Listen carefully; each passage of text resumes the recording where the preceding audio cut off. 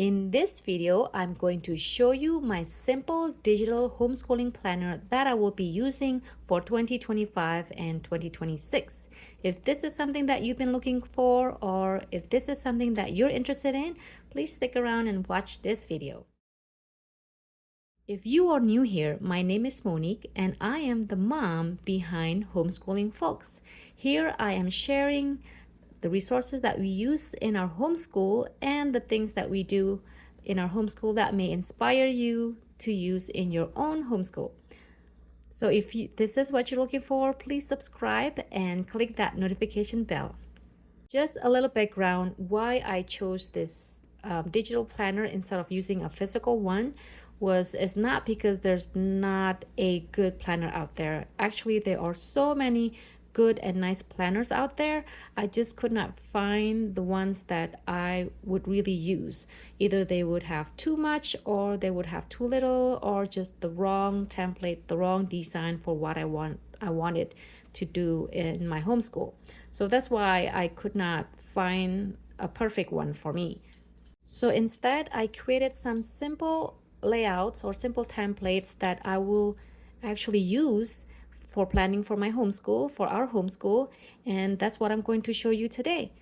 So instead of using an app, there are different types of digital planner out there. Some people may use a Trello or other apps. So instead of using those apps, I chose to use a PDF that I could open in my tablet.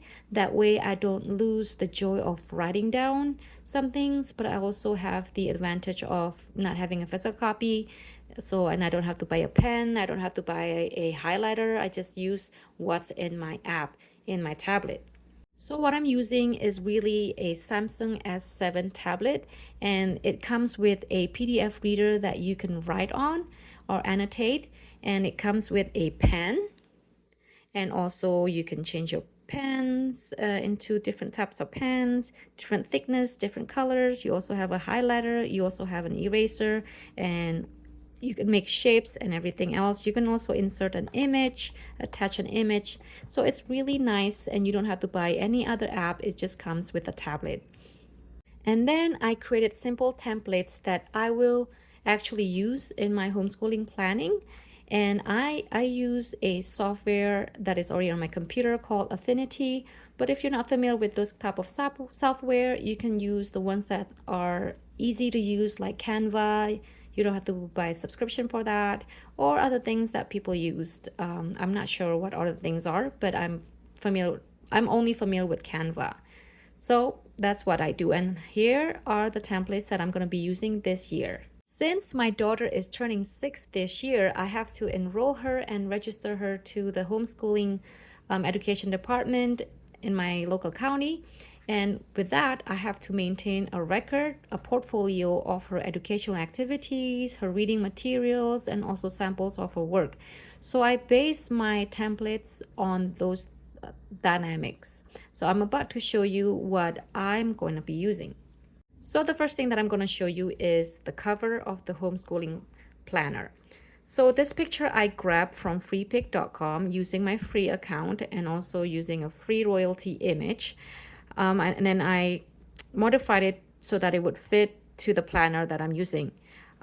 And then the second page is really a blank page like a note, and it says student profile. So what I'm planning to do in this page is I'm going to put a picture of her. I'm going to put down all the information about her, her name, date of birth, address, and her favorites and her hobbies, little tidbit information about her. Because I'm going to use this planner as my portfolio, I'm going to submit this to the person who is going to evaluate her next year. And then the second page is curriculum overview. So this is just a simple table that will host all the curriculums that I will be using for the school year. Now we do homeschooling all year round, so I will be adding the curriculums that we've been using since last year, and also what I will be using this year. I already have some curriculums picked out, but I have a habit of adding more or taking out more or changing my mind in the middle of the year. So I'm going to add the curriculum as I use them. And the next page is really just another page of curriculum. And the next page is called the log of educational activities. Now this layout I got from FloridaHomeschoolEvaluation.com. I will put the link or tag her in this video. So she has this template and I just modify it to the way I like it. So it's basically, it has a table of a column for your subjects and also the dates for the month. So every time you do an activity, you're just going to put a check mark, and I plan to use the bottom here for notes if we do any field trips or other notes. For example, if she finished a curriculum, I'll put that down there. And then the next page is really a table for the books that she will be reading. Now, some people already have their reading list done before, at the beginning of the year, before the year even starts.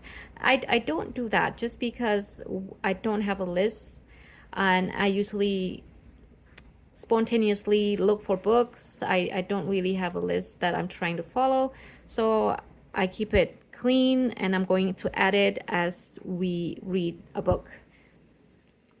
And then I have another page for that. All right, so the next page is the weekly plan template. It's actually a 2-page spread, but I make it into 1 page at a time so I can write it down easily every week. So this template has an 8-column, 8 for 7 days of the week, and a place for a note. So the first page has the first 4 days, Sunday, Monday, Tuesday, and Wednesday. And there's a little box here where I can put down a date. And the second page is basically the rest of the days, Thursday, Friday, Saturday, and a column for notes. So let's just go back right here. So there are no rows. I'm going to make the rows as I fill it in. What I usually like to do is I create rows for math, and then I create rows for reading, I create rows for history, for example, and I create another row for science. So I haven't done that yet for this one. And what I like to do is I like to plan a week ahead. I don't plan a whole month ahead. I don't plan a year ahead, 6 months ahead, 6 weeks ahead. I plan weekly. The reason being is we have a very inconsistent life, if I can say. So there are things that are changing, every day. And then sometimes I modify our homeschool based on my daughter's interest and based on her stamina for that day. And also I have a son who has medical needs, and we go to doctor's appointments that will take up the whole day. So I can't really plan the whole year. So one of the advantages of having a digital planner is that you don't have to buy pens. You don't have to buy erasable pens because sometimes things happen and you have to change your homeschooling plan. So with digital planner, what I can do is I can plan forward. So for example, I will fill up this whole week with maybe math page 1, math page 2 on Tuesday, math page 3 on Wednesday. And then when something happens on Tuesday and we don't get to do that page, that math on that day that we have planned, all I can do is I just use this lasso and then just move that to the next day. So let me give you an example. So let me see if I can write this. So for example, math page 6, and then my son gets sick or my daughter gets too tired or whatever reason, and then all I need to do is move it to Wednesday if we don't get to do it on Tuesday. And then if we don't get to do it on Tuesday, I can keep moving it to Thursday. Paste. And then if we don't get to do it that week at all, that's going to go to the notes section so that I know next week when I'm doing my planning that that's something that we still need to do. So you don't need to buy erasable pens, and you don't get a headache because your plans do not go the way you have planned it. So with digital planning, you can plan forward, meaning you can fill out the things that you want to do every day, and then you can also reverse plan that way. Meaning you can fill out exactly what happened that day. Another thing about this digital planning is I can copy my templates. So when I start off, I just have about 9 pages. But as I move on, if I need more pages, all I need to do is just click here, and then I put copy, and then I put paste. And then I can also move this page around up and down and put it wherever I need to be.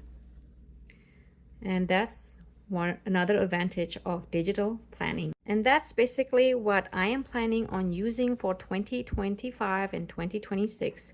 I've used something similar like this last year and it works really great. I'm not a big planner. I love physical planners, but I just don't see, I haven't found one that I'm really going to use that will fill my needs. And I have an extra page that no planner will ever have, which is this one that is only for Florida. I don't know if there are other states that will require you to have a template like this. So I like the freedom of being able to add pages and in any way I want, and I don't have to carry books with me, and all I need is just my tablet. I know I need to charge my tablet, and I know that I may have a device malfunction, so I just need to back it up. So if you have any questions about what I show you today, feel free to leave a comment below, and then I will answer all of your questions. And I appreciate any likes, any subscribes, and any shares. If you feel that this video has been helpful or inspiring, give you ideas, then please give this video a thumbs up, and don't forget to subscribe and share it with your friends. So I'll see you again next time.